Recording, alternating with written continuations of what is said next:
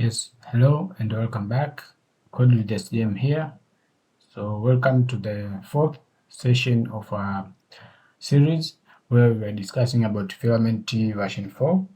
And in our previous video, we covered things and concepts concerning with the filament resources. And I've mentioned that filament resources are the core feature that you need to understand so that you can be able to use filament in your admin panels. So before you continue with anything, so make sure that you master everything that is explained in the resources, and that's why we had all of these sessions. So you see from session 1 up to session 4 now, we are still discussing about the resources. So basically the resources are the core feature of filament resource. So basically on our previous video we discussed about the overview of resources. There is a couple of concepts that we discussed. Then we came to the listing of record. We performed some of the configurations, how to list the record, how to use the tabs and something like that. And after that we navigated to the creating record. We see the concept that you can use when you are creating record, and also we covered the key concept that is multi-step form, or they call it wizard. So we were seeing on how you can use the wizard in your form when you are doing creating, or when you are doing creating of your record in FilamentPHP. So in today's video we are going to cover and we are going to discuss about editing of record. And then we are going to see on how you can view the record or you can show the records. So this will be for the read-only purpose. Then we are going to see on how you can delete the records, and after that is where we are going to start to discuss about these three like 4 concepts which are very important. And after that we will be able to navigate or to go to the next step, which will be to cover concept about the tables. So for now let me focus on editing, because this is simple, because most of the concept already we've covered it from creating record. So here I'll just try to brush and give you only the new concepts. So after that we are going to cover the view records. So if you are new to the channel, consider to subscribe. So this is my channel. Consider to subscribe, shares my video, and that's a way that you are supporting me. And from here you can see, as I've mentioned, previous we created this application, and I've mentioned that this will be a complete inventory management admin panel. So this will be the admin dashboard or panel that will help us to manage the inventory management. So we are going to use it as a showcase so that we can be able to learn Filament version 4 in detail. So we are going to build this application, which will build it from scratch. And as you can see now, we have these features that we have already added, and we have seen on how you can apply this concept from resources, from get started, and everything that we have already learned. So if you missed the previous session, I'll recommend you to go and check them. So you can see here we have the session 1, 2, and 3. So the today's one will be for session 4. So thank you for joining me. So let's dive into our today's video.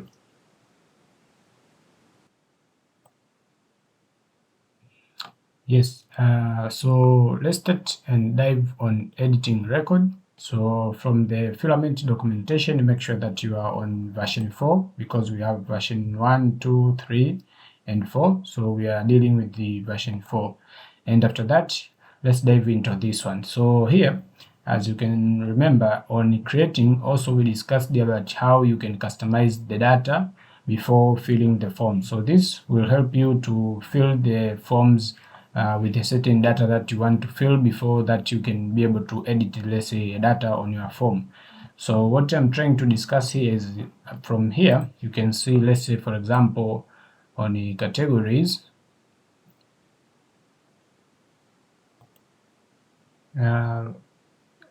let's use the stock movement. So for example, from stock movement here you can see when you are creating a stock movement, we are supposed to mention the user that is performing that stock movement. So for example, if I go to new,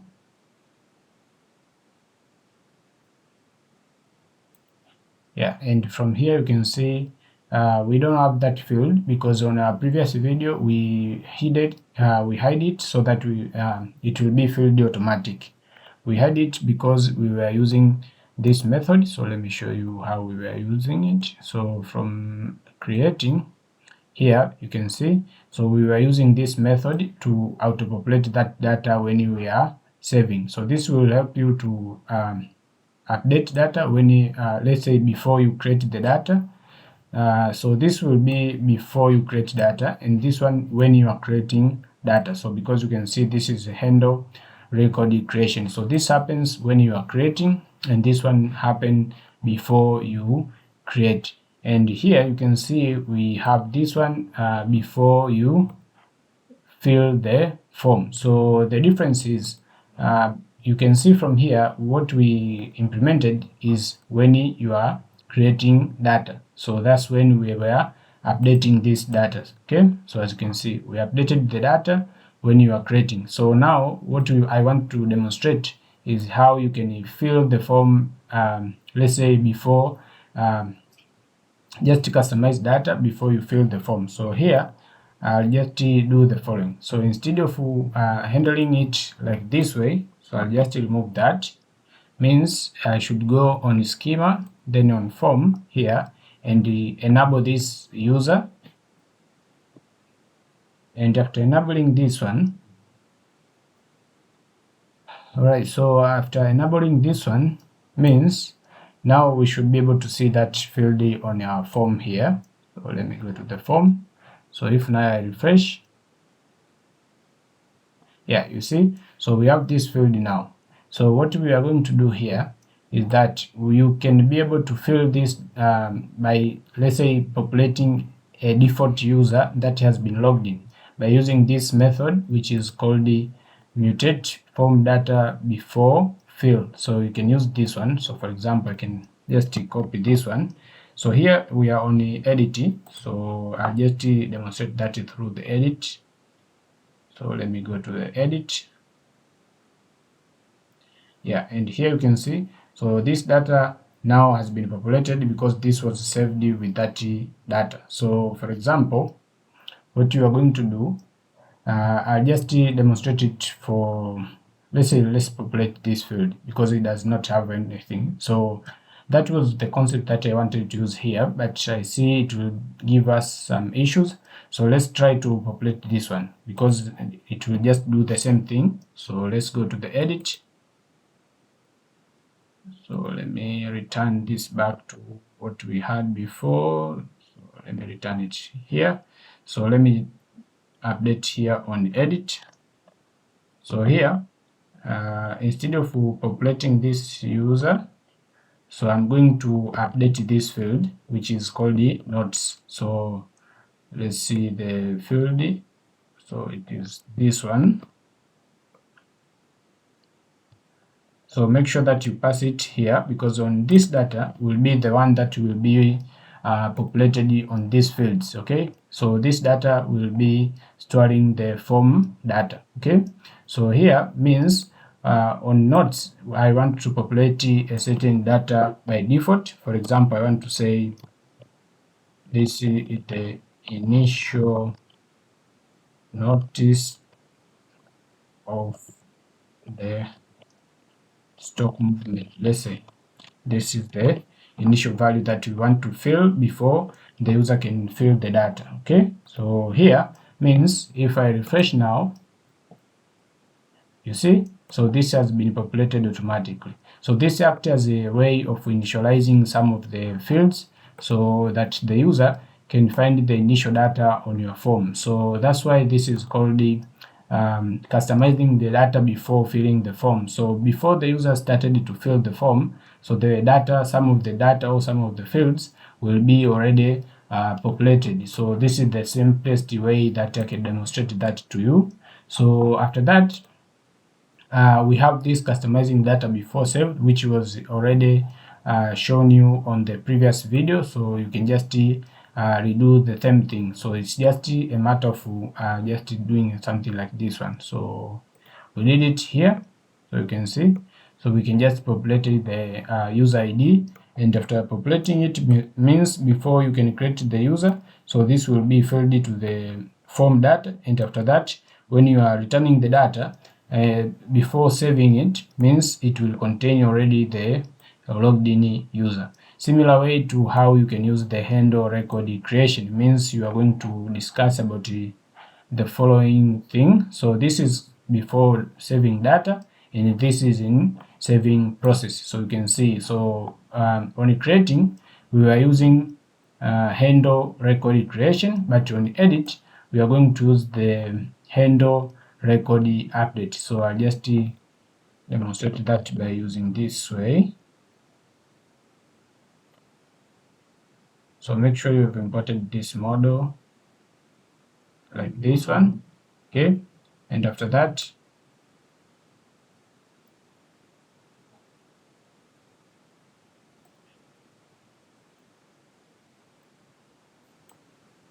yeah, so let's say for example this notes field, now we see we have initialized it with this data, but when we are updating it I want to transform this one. Let's say for example I want to change some of the things here. So what I'll do, I'll just come here on this method that we've added.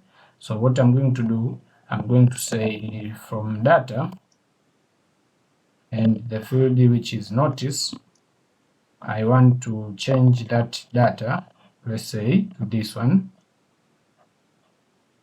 Let's say this is the final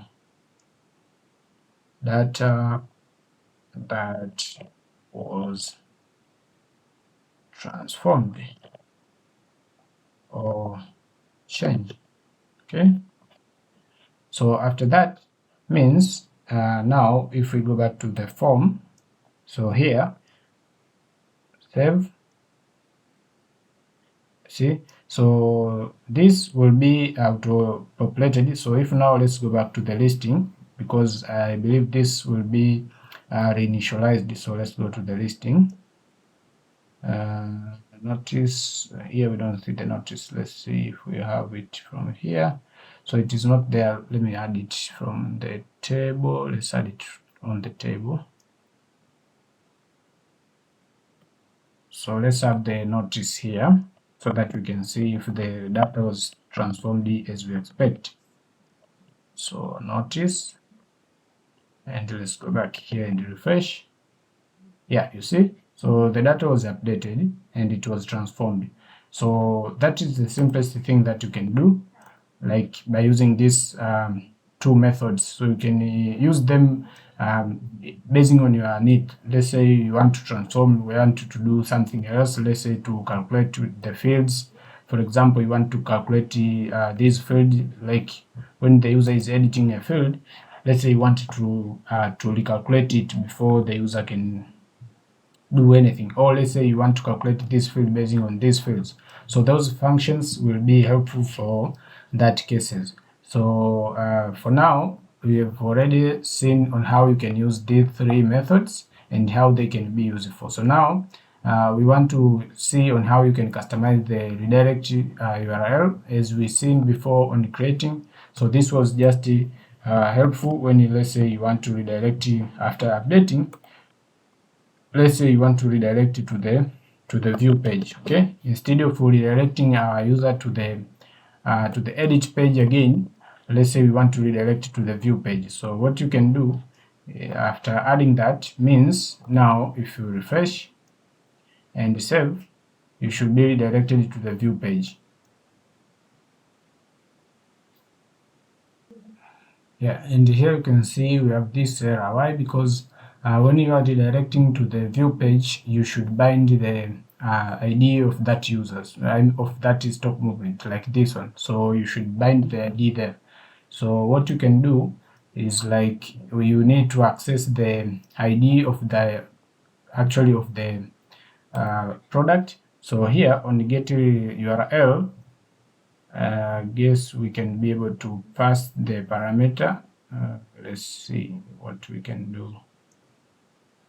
Okay, now let's see if we can pass the ID of the record, and now let's see if we can be able to redirect to that page. Refresh. Okay, now save.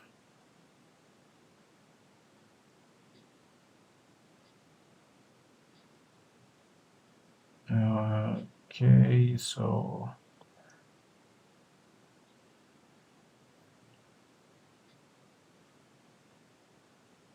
okay, it should be of type array. Okay, yeah, so here it should be like this one. So this should be in form of array, and this should be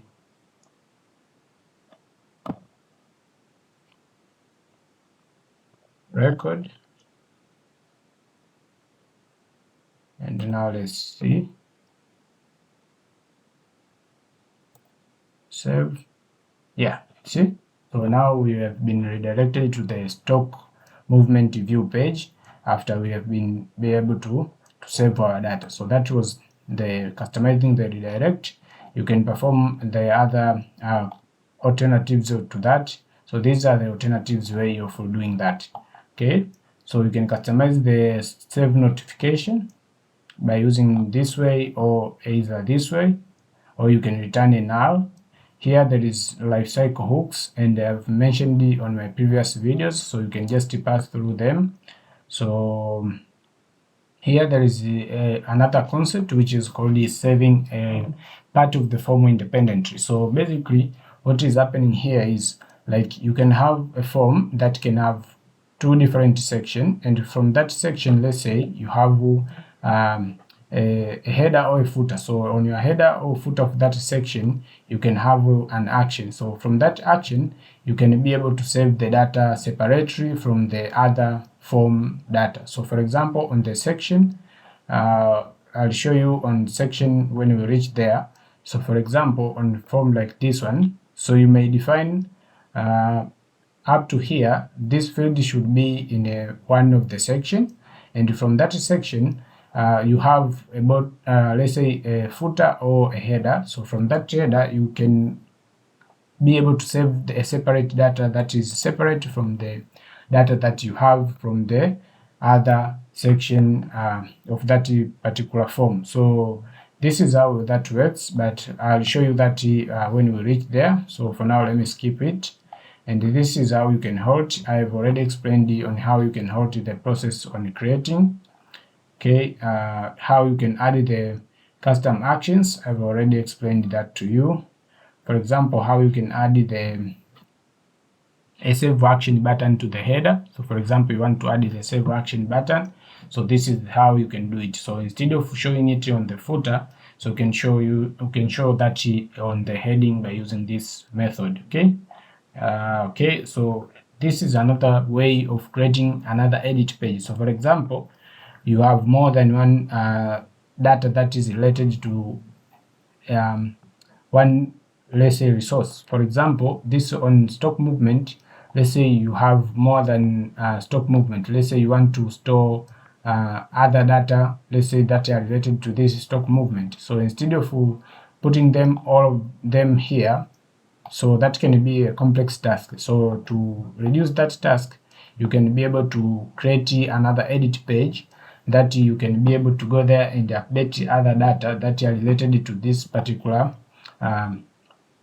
resource. So that is why you have this way of creating multiple edit pages. So you can see here you will have these two multiple edit pages. So you can have this one, and also you can have this one. So you can see this is editing for customer, and this is edit customer contact. So that is a good example. So you edit the contact for that particular customer. Okay, so make sure that you have the relationship between the contact and the customer. So for the case of particular application, so for example, let's say you have a supplier and the supplier have the contact. So when you have separated the supplier data from the contact of that supplier, so means you can use this way to update the data of suppliers. So that is the simplest thing that you can do.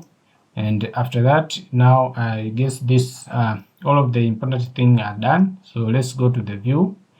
So here on view, basically you're just going to need to for example, for the resources that you didn't have the view page or the show page, so you can use this way to generate the view page. So for example, let's check from resources. So on here, yeah, you see, for example, on the suppliers here, let me go to the suppliers. So here we don't have the view action, or even if we don't have the view page. So means when the user is on edit, when you save, you will be directed back to edit. When you create new, you will be directed to the edit, and also you have the listing page. So you don't have the view page. So to add the view page means you need to run this command. So you just need to run this command so that you can create the view page for that particular model. So let's do that. For example, let's create that for the supplier. So here, instead of user, it should be the name of the model that we are targeting. So it should be supplier.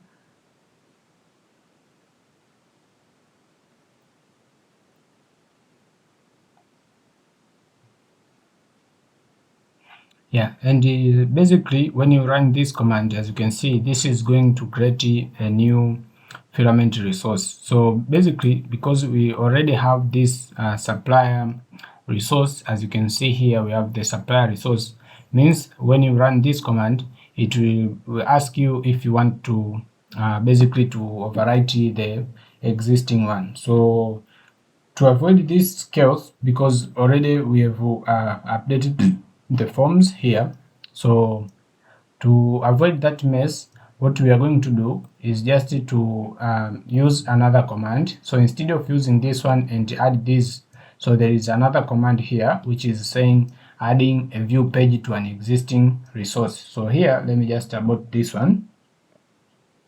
Okay, and after that, let's copy the following command. So this is going to add a view page to an existing resource. Okay, so let's mention the supplier resource. Okay, and this should be view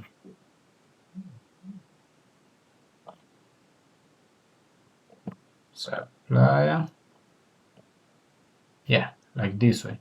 So this will create a filament page which should be called the view supplier, and then you need to give the flag of the resource, and from there you are going to give the name of the resource. So make sure you know the name. So this is called supplier resource, so pass it there, and then the type of the view of the page, actually it should be view record. And after that, when you click enter, that should be able to create the view page of that particular resource.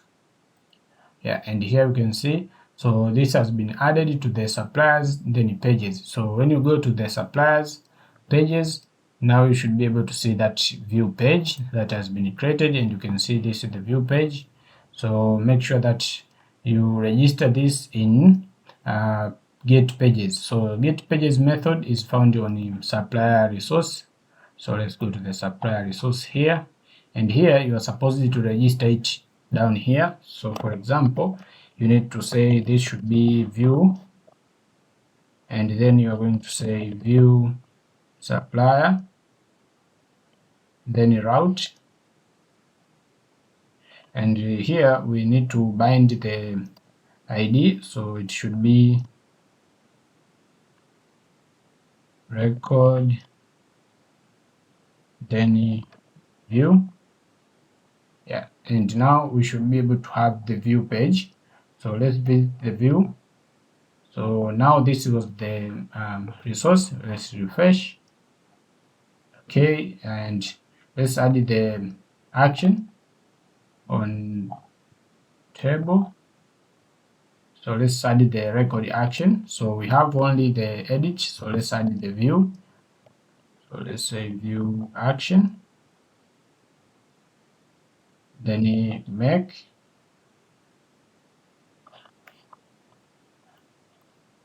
Yeah, so this way. So now let's go back to the browser and refresh. Yeah, see, so now we have the view, and now let's click.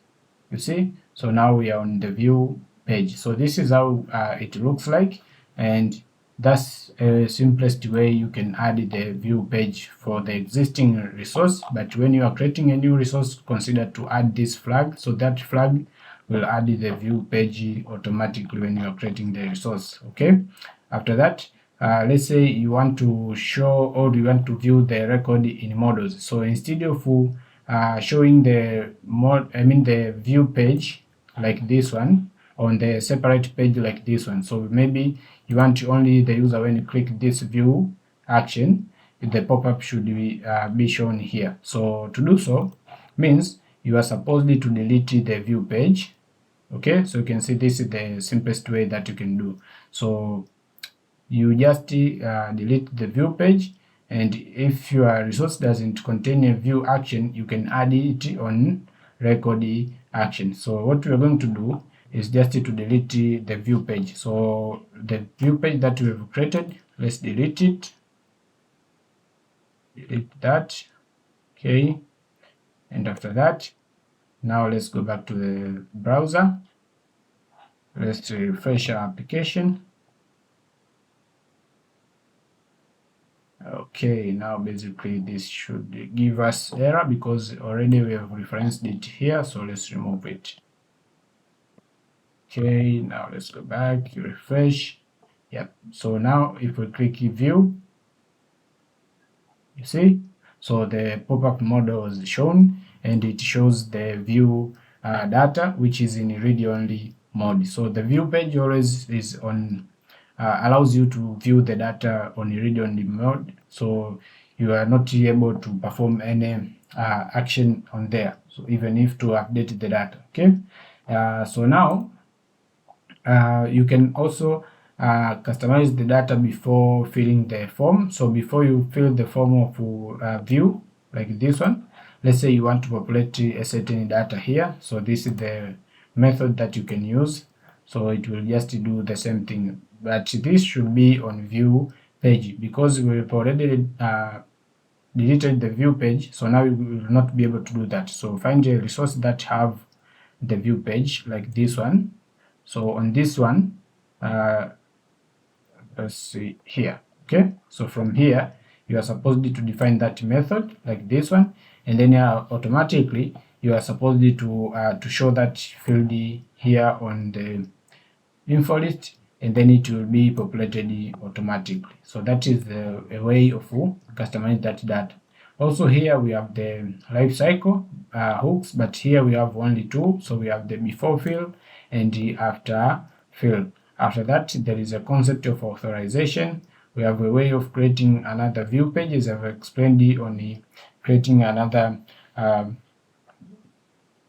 let's say edit page on editing, as we have discussed on the previous session. So this is how you can create another view page for, let's say, contact of that particular customer. Okay, so this is the best example. So this is the best scenario to understand that. Okay, and after that, there is a way of customizing the relation managers. So basically for now I'll not show you this until when we discuss about the relationship managers, and that's when we are going to discuss about this one. So after that, let's go to the delete, because on delete this is important, because you can see from our application here we don't see the delete actions here. So I'm just going to discuss with you it now.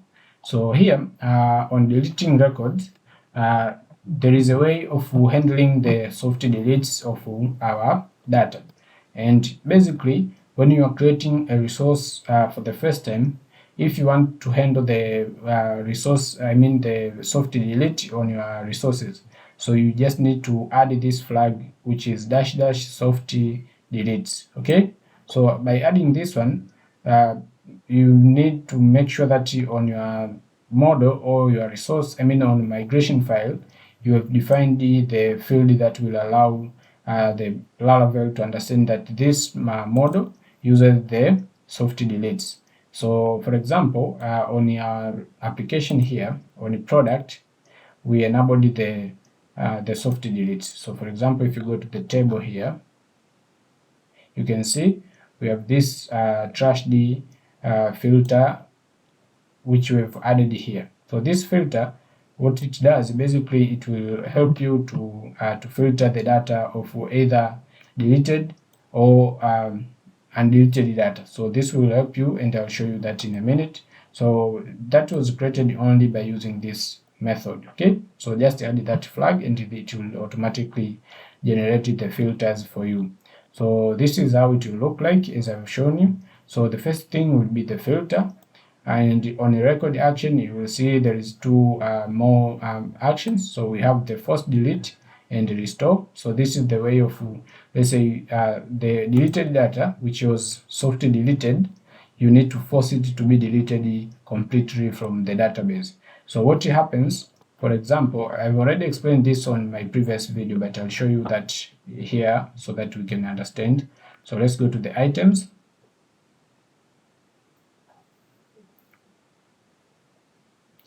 And from here you can see we have this action of delete, but here you have the filter. So you can, now we are seeing the without deleted record, it means we are seeing the data that has not been deleted. But now if let's say we perform the delete here, means our data will be just only deleted softly, means it will be still on our database but it will not be visible here. Why? Because we have this filter that actually work with the Laravel query scope, which is called the soft delete. So the query scope of soft delete, what it does, basically it adds the checkpoint or the field that it will be checking on your column, and it will add a constraint on it so that it can be excluding it on every query that is being performed on that particular model. So for example here we have this field called the soft delete. So means it will add a column called the deleted at. So now if we go to the database of our application, so the table is called FilamentDB. So let's go to that field. Let me open it in my browser. And let's go to the FilamentDB. And let's go to the products.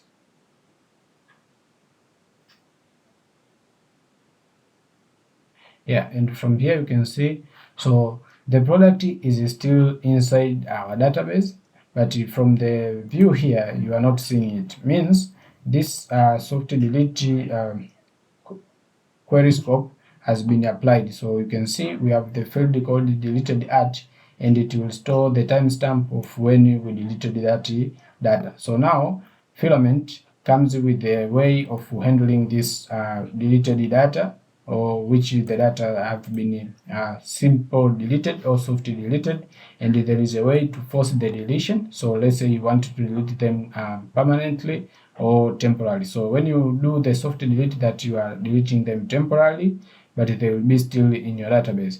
But there is a way of forcing the deletion for completely or for the permanent deletion. So you have to add this particular action.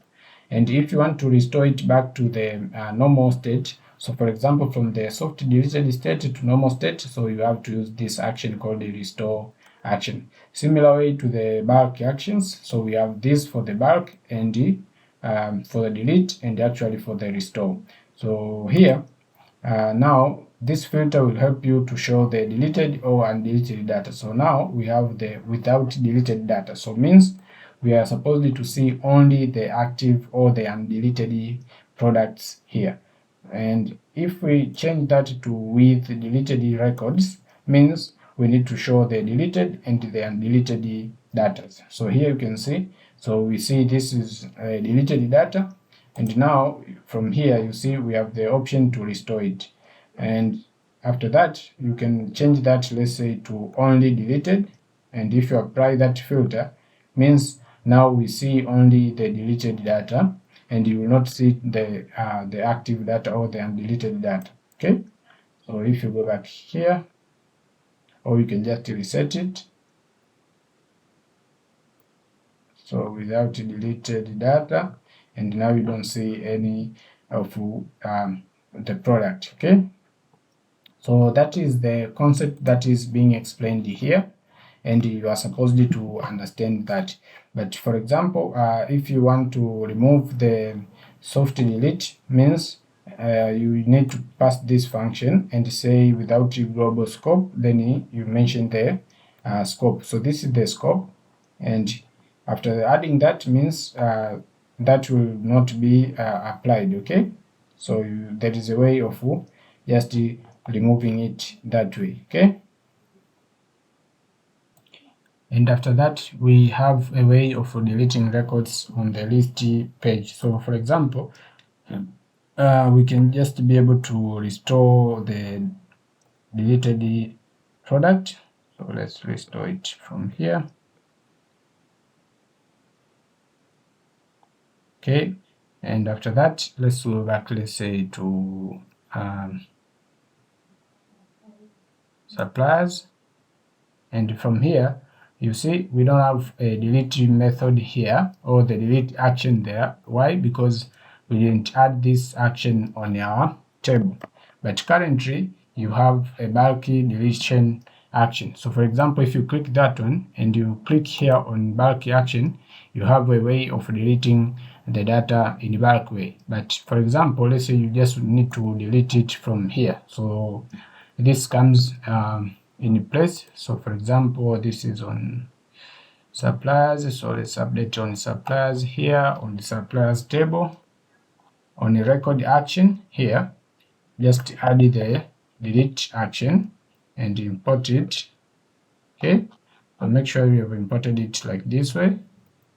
So delete action, which is this one, and after that let's refresh. Now you should be able to see the delete action here, and when you click, you see it should ask you for the confirmation, and when you let's say delete, this should be able to delete that data. And later on I'll show you how you can prevent the deletion by using this halting method that we were seeing, because when this, let's say, supplier have a, let's say, a ongoing purchase order like this one, so you can see this supplier has this ongoing purchase order which is not completed, or it is already completed, so you cannot delete that data because it has other data that is depending on it. So I'm just going to show you on how you can prevent those deletion or performing those actions. So for example, let me just do it very quickly so that we can understand what I'm trying to say. So what we are going to do is to use that functionality here. Alright, so let's implement here the halting of that process. So means when the supplier has an order, so we don't need to allow the user to delete that supplier. So here we are just going to use the following method called before. So this will run before this action has been completed. So here inside it I'm going to pass the callback method or callback function, and then from here I'm going to pass the following parameters. So the first parameter should be an action which has been performed or that is planned to be performed, and here I'll pass the record. So when I'm passing the record, means this will be the object that corresponded to the object or to the data that is shown on this particular row of that particular table. Okay, after that inside here we are going to have an if condition. So this if condition, basically what we are going to do is from the record that we have selected, okay, from this record that we have selected here, we are going to check if there is any purchase orders that exist. So what we are going to do is go to the supplier model, and this is the relationship that combines the suppliers and the purchase orders.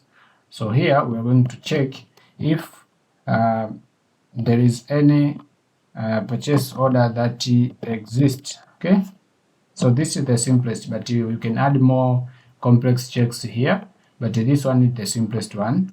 So if there is any existing purchase order, so what I'm going to do, I'm just going to send a filament notification, and I'm going to say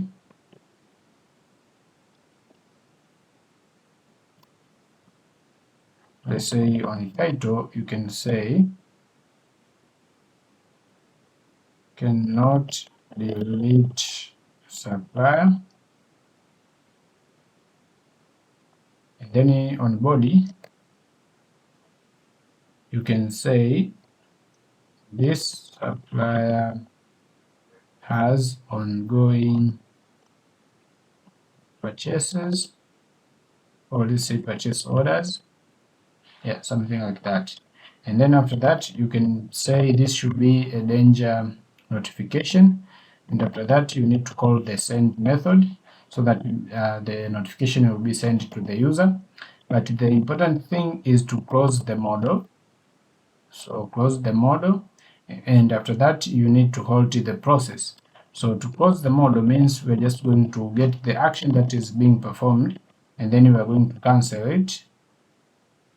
So let's call the cancel method, and after that on action we are going to halt. Okay, so just call this method called the halt, and this will cancel the model, and this one will cancel the deletion of our data. So now let's see and test the application. So now we are very sure that this supplier has a ongoing purchase order, which is this one. So let's go back to the supplier and let's try to delete. So now let's click delete, and now you see cannot delete supplier. This supplier has ongoing purchase order. So that is the simplest way that you can control this deletion action, and that is always just a simplest example, but you can implement more than that, but that was the simplest thing that you can do. So this helps you to check the data before you delete them, and give you the good notification, like to alert your users that this data has other depending data on it. Okay, so that was all about the deletion. So after that there is this authorization and the other thing that I'm going to cover them when we are going to discuss about the roles and permission of application. So for now this delete record is done. So the next session we are going to start to discuss about managing relationships and nested resources.